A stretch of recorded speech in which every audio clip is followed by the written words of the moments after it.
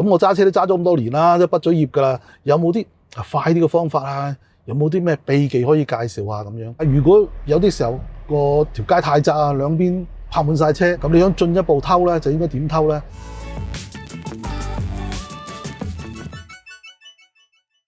嗱，上兩集我哋介紹過偷位啊，偷位其實佢嗰個目的就係預早將個尾轆搬去你想要去嘅地方。有咗偷位呢個概念咧，應付啲窄彎啦，同埋泊位咧就好有用嘅。我哋亦都教大家點樣將呢個概念應用喺泊 L 位度啦。今次咧，我哋就泊 S 位咯。講之前咧，我哋要重溫一下咧，我哋以前曾經喺啲舊片上高介紹過泊位嘅方法啦。首先由個位度駛出去，揾一啲適當嘅位置。第一步曲係扭盡軚，我哋駛出去啦。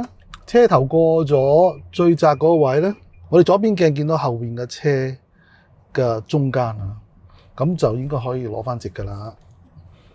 然之後攞翻直之後咧，架車一路向前行咧，我哋個左鏡仍然見到後邊嘅車嘅中間。適當時候咧就攞翻正。攞翻直之後咧，我哋個車門同隔離嘅車咧有個適當距離啊，你係好輕鬆開到門入到車。咁呢個咧就係一個適當位置啦。咁根據呢一個公式咧，我哋係可以好輕鬆咁樣褪翻入去嘅。扭軚啦，我哋留意住個左鏡應該見到後邊架車嘅中間位置咧。呢個時候咧，你就直軚入去啱噶啦。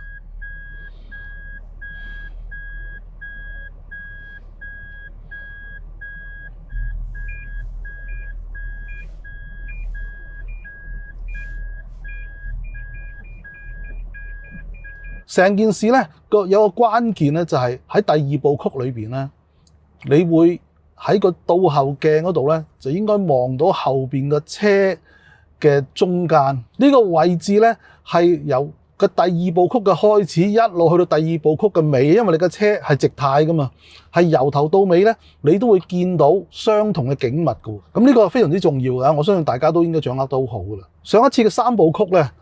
有啲朋友咧就會俾啲建議啦嚇，或者有啲問題啦，佢就會問話你咁樣泊位法，會唔會一下子就俾後邊插咗呢個位啊咁樣嗱？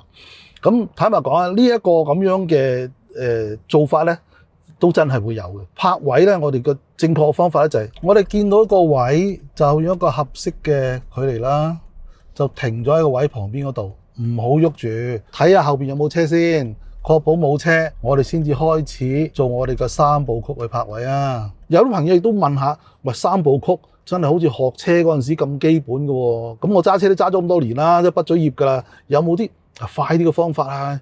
有冇啲咩秘技可以介紹下咁樣 ？S 位嘅秘技咧，就好多人都有自己嘅方法嘅。有啲人就話，鏟上行人路咁啊，跟住垂翻落嚟就即刻搞掂啦。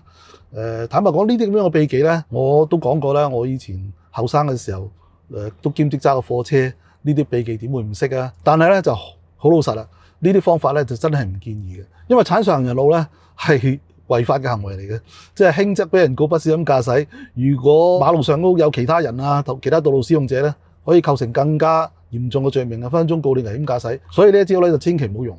但係呢一個方法有啲時候咧，係會用得着嘅，譬如一個停車場係好闊嘅，兩邊係 L 位嚟嘅，佢中間個通道咁闊咧，佢可以放咗一行 S 位。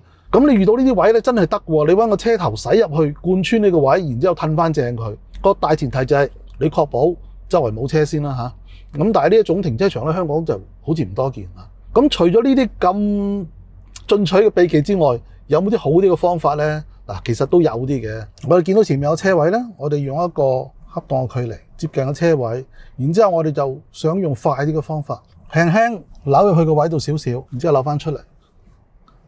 出咗嚟之後咧，我哋留意住個左鏡。當我哋個左鏡見到後邊嘅車嘅中間咧，就代表而家我哋嘅車嘅位置係適合泊位嘅啦。我哋就直後啦。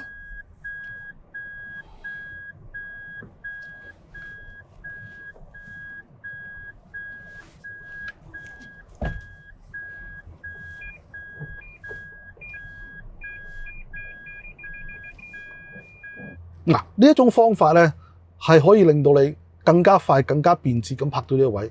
但係咧有少少地方咧，你就唔好嫌我沉氣，我都要提一提大家。由於你做呢個動作嘅時候咧，你會駕輕就熟，發覺咧你拍位越嚟越快。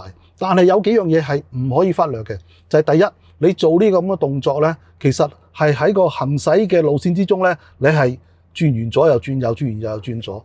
你呢個咁樣嘅動作咧，係如果後邊或者其他嘅道路使用者係唔為意嘅話咧，其實可能會構成佢哋會不知所措嘅。所以你做呢樣嘢之前咧，你一定要清楚察看交通情況，有冇車有冇人，你做呢個動作會唔會嚇親人哋咧？第二就係基本技術一定係我哋講過好多次啦，而你要做得好咧，一定係要車慢太快。咁但係如果有啲時候個條街太窄啊，兩邊泊滿晒車，咁你想進一步偷咧，就應該點偷咧？你就係扭入去個位之前咧，你應該首先將架車咧就放去另外一邊，目的咧係你可以用大啲嘅角度扭入個位，就可以將個尾轆咧係搬入啲添。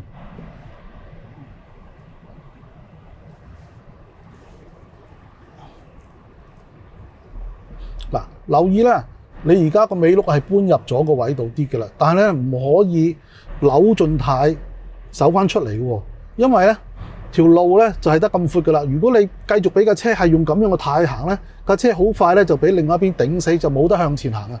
我哋呢個時候咧就應該回翻啲，等架車向前多啲。嗱，架車就夠斜嘅啦，個尾轆亦都入咗個位喺度啦，但係咧未夠前，所以咧我哋要將個車放翻前啲。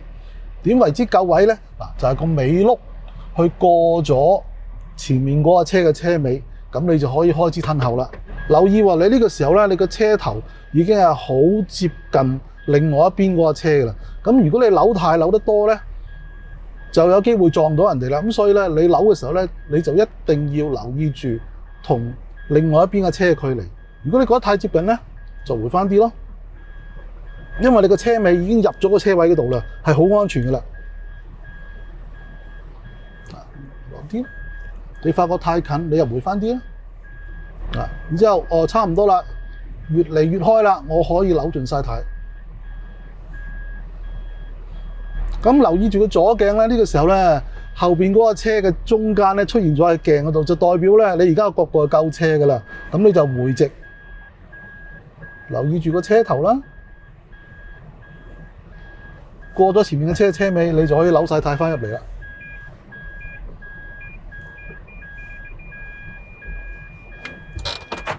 香港嘅街道咧真係好窄嘅，有時咧見到個 S 位咧，可能都未必拍到入去。希望今集介紹嘅方法咧係可以幫到你手啦。去大圍揾食都冇咁艱難啊嘛。嗱，我哋一連3集由轉向嘅基本原理開始，帶出偷位嘅概念，再將偷位呢個概念應用喺泊位啦、扭窄彎啦。希望我介紹嘅方法能夠幫到大家，以後遇到窄嘅停車場、窄嘅車位，就唔需要再咁手忙腳亂咯。偷位泊位咧，相信係好多人都有興趣嘅話題啦。咁除咗呢個話題之外，唔知大家仲中意睇咩嘢咧？留言俾我啊！如果仲未 subscribe 我哋嘅頻道，記得 subscribe 啦，多啲 comment、like and share。如果喜歡嘅話，仲可以用 Super Thanks 嚟支持我哋噶。多謝先啦。